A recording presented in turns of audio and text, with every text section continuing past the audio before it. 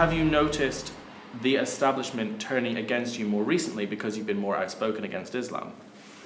Well, I haven't noticed any kind of upturn in my own views or change in my own views, particularly in recent months or indeed in the response to them. By the way, I'm very wary of this term establishment.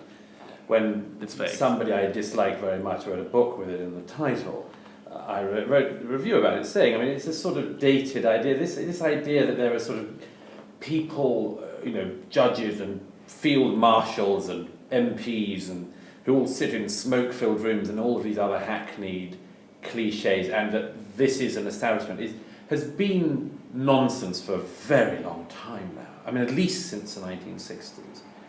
20 years ago, George Walden said that we have an elite of anti-elitists. And we also, to the extent we have any establishment, we have an establishment of anti-establishment people.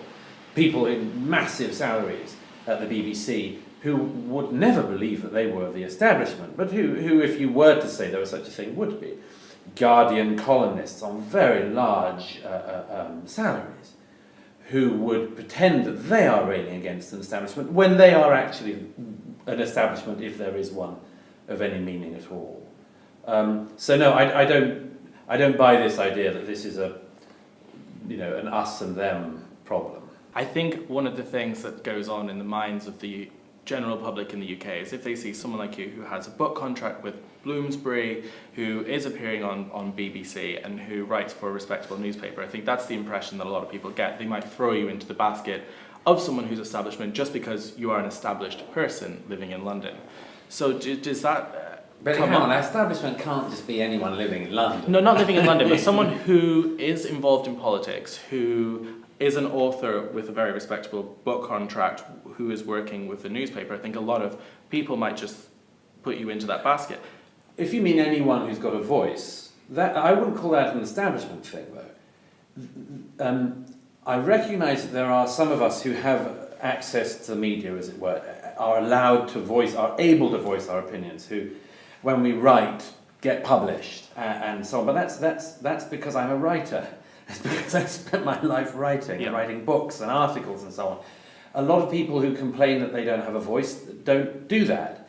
There are some who do and who get ignored, and sometimes there are malevolent reasons for that, and sometimes there are just other factors. Sometimes it's because people can't write, and that's why. But yes, it's true that there are people who can get into can, as it were, make their voice heard, and some people who feel totally voiceless.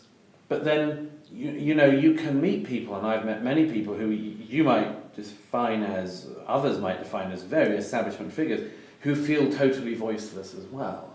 I mean, this is not an outside London or London problem, or a university-educated versus non-university-educated problem. I think there are a lot of people at the moment who feel that they don't have a voice. I think that, to an extent, that is changing because people are able to get through online media and other things, access to books and articles and videos, which they never used to. By the way, on that, I've noticed the most interesting thing in a way to me is the number of people now who say, I love your videos or something, when I sort of think, well, I don't make videos. I'm an author who sometimes speaks, but that's almost become more common than people saying, I love your pieces, or I love your books. Or I love your work, it's all becoming, But which is, I don't, dislike it or like it, I just think it's a strange change. So that was just a clip, but to watch the full extended interview, then head over to patreon.com/theculturereport.